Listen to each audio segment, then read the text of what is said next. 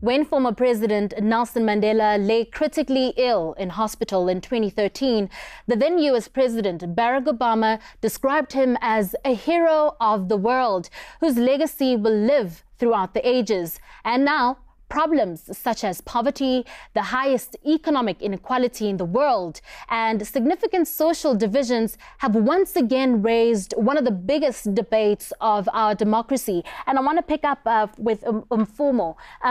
Do you think that the compromises that Madiba took back then were good or bad for us as a country? So definitely we could say, or we could assume that the decision was bad now because pending of what the circumstances that we find ourselves in. But when we then retrospectively look back and think, had he opted for the other route, things could have been even more worse, I think. And I think also, as Mbilo alluded to earlier, that it was also a mandate of the organization, right? So there was an organizational mandate to say, you are now perhaps the face of what democracy is going to be or what the new South Africa is going to be. So let's try by all means to bring in more peace for South Africa, or just to move South Africa from times of militancy into like a more free South Africa. You know? Yeah, and perhaps that was a strategic, considering that they sort of let Madiba spearhead that movement and become the face of it. Was that a good or a bad decision, Tato? I think it was a good decision. You know, I am from a township in Soweto, Mzimhlophe, which was next to a hostel, right? And what you hear from people is that they were tired of the smell of blood in the 80s, right? And what was happening was not only racial tensions, but also inter-party tensions, right, between the IFP and the ANC. So what that would have meant, and this was like a man on the ground. So what we see from the political argument that, look, we would have lost, there would have been a lot of bloodshed, there would have been a lot of, loss of lives. And from the man on the ground who says, I was tired of the smell of blood, you realize that the country could only go that way, right? And that I think it was a good thing in preventing the sort of loss of life, but also the sort of economic implications of a war, right? I think the economic implications of a war are much worse than of a negotiation. Fasia, do you think the people who hold the view that Madiba and the likes sold us out back then are disregarding what Tato is talking about? What was at stake at that point? Hindsight is a perfect science, right? With hindsight, we can say we should have done X, Y, Z instead of A, B, C. And I think that's sort of where we find ourselves now. We need to look at the current, or not the current, rather the previous context in which they were in. And as Tato rightfully says, we were on the brink of a civil war. There was immense bloodshed, immense massacre. And they were faced with difficult decisions. I think that we're seeing that those decisions playing out now were not necessarily the best ones, particularly around the sunset clause. But it's very difficult for us to say, and this is a personal view I have, to say Mandela sold us out, Sisulu sold us out by making these decisions. Were we in the room? Did we understand all of the implications? Did we have all the information? Because I think even sitting here now, we don't understand how nuanced and how difficult and how complex that debate was. Yeah. I think it's a bit reductionist to say that if you're in a particular context, you can't offer any political commentary on something that happened before. Because why study like Hitler and the Nazis? Why make moral judgments on that? Why, given his context and the fact that he had roads to build in Germany, don't we prioritize that? However, Hitler's not a fair comparison. In the context of Mandela, as Sato says, the cost of war is like higher than the cost of negotiation sharp. The problem is, at a point where you've opted for negotiation and then you align a rainbow nation narrative to that, you are saying South Africa exists in two distinct periods, before apartheid and after. White people in South Africa don't have to engage the fact that racism is a continuous threat to the well-beings of blacks, because the way that it was framed in Mandela's era was that we're past apartheid, now we can move forward as a rainbow nation. Which narrative was going to work? Which narrative was going to bring together a narrative that says, for the sake of social cohesion and for the sake of nation building, we're willing to concede a few things, have a negotiated democracy. However, the work of nation building isn't done. We aren't a consolidated nation. The rainbow nation is a work in progress, because the people who were oppressive entities before apartheid will continue to be oppressive entities, because it was an economic framework as well. Which is why today, people don't have to engage the ways in which privilege gained during that time still allows them to be oppressive actors because of the way that they framed it. There was apartheid, we moved on, now we're a rainbow nation. And that's where the selling out happens, in the discourse and the narrative.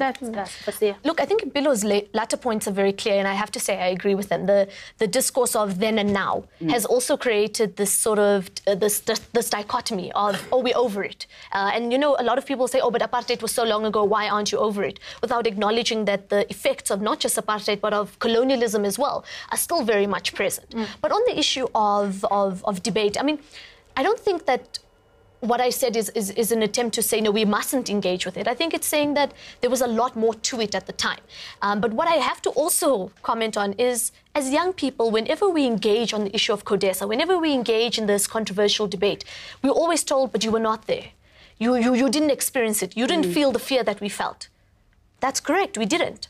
But that doesn't mean that our opinions and our ideas and our views aren't just as valid. Because in the space that we are currently in, it is us as young people who have this baton to really carry on democracy and take it forward. So I think there needs to be a space for us to have this honest discussion where we need to sit down with our leadership and say, actually, tell us, explain to us what the kinds of discussions and nuances were at the time so that we can then make sense of the compromises you made. Yeah, and how do we take it forward as young people, you know, making sure that we mark his, you know, his legacy and remember him in a positive light and contribute, I guess, to our communities? I personally think that our biggest contribution to his legacy would be for us to carry on the fire, right? I think it would be for young people to take the baton and be like, look, things haven't been fixed all the way, right? There's things that need to be fixed. There are political problems in the country, there are economic problems in the country, and it is our duty, therefore, to like take that forward and solve those issues, right? I think, yeah, when liberation parties keep talking about revolution, even after the event of revolution, right? That's what they mean. They mean we've done all we could. We're going to die at some point, but the revolution needs to be carried on. And I think that's the biggest burden that I place on us as a youth, right? I think that we ought to take the baton, right? We ought to. Sometimes we shouldn't listen. There was when Mandela changed the ANC from an ANC of letters and whatever to the apartheid state or the one before, right? When he changed that, he didn't listen to the eldership of the ANC. He chose not to listen. He chose to overtake the ANC, right? And I think it's about time that we do that in the context that we exist. Yeah, Mpilo, how do we take also, it? That's very true, but I think also we must not rule out the voice that Mandela sold out, because the conversation must not happen in such a way that we say Mandela did not sell out, right? So people who say Mandela sold out are speaking from lived experience. So people who were there during the struggle, people who felt the bloodshed, people who lost family members, people who can say that this is not the South Africa I imagined for myself or for my family. So I think as much as we engage his legacy, as a defiant character that we characterize him to be, we should also think that there are other people in society who say that he did actually sell out. Let's engage that narrative. Right now he's saying that, we seriously have to have a discussion around it. We have to critique Madiba as the man we are, celebrating in a sense.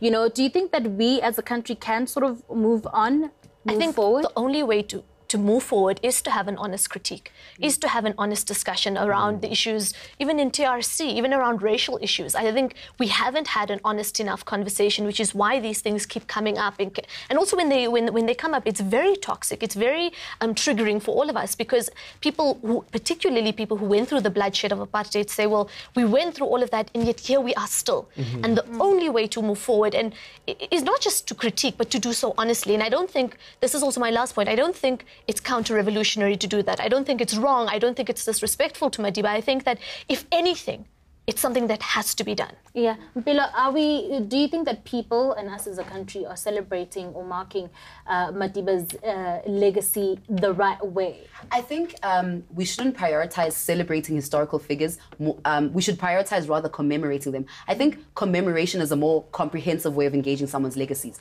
You say, let's have a discussion about what they did and what objectively the outcomes were. From then, you can then start unpacking things like, do we regret the fact that him as a voice of legitimacy being aligned with diplomacy now means that as a young person who's attempting to subvert social inequality, you're labeled as militant or deviant compared to Mandela. So I think the thing to do is to commemorate and understand that commemoration isn't an inherent celebration. There is room for critique and debate underneath that framework. Yeah, Mpuma, there's definitely a lot of money being pumped into making sure that South Africans and the whole world over does not forget the Mandela as the man. You know, do you think that we're doing that in a meaningful way? Yeah, I think, yes, we are definitely doing it in a meaningful way. However, it gets to a point where now it becomes ownership. So now, as from Mandela becoming or his legacy or him becoming a hero, it becomes more of a public figure. You know, so we treat him more as like a public figure to say we can own him when it's convenient for us, but when it's time to critique and engage his policies or his ideologies, then it's like, oh no, you can't have the conversation. But moreover, I think we shouldn't separate Mandela from the organization. Because I think the biggest problem that we've always been doing is say, Mandela, Mandela, Mandela, and forgetting that Mandela was a representation of a bigger organization that was pushing for liberation of South Africa. So we can't remove him alone. And this is why we then make him a public figure as opposed to engaging him as an icon or as a... And I think there's a big bit of nuance. It sounds the same, but like I think that they differ slightly, especially when you engage Mandela. And trust me, I think it'll take us a long time for us to sort of unpack those as well. But I guess that's it from us. Please do weigh in on this discussion via our social media pages. This is BackChat. Thank you so much for joining us.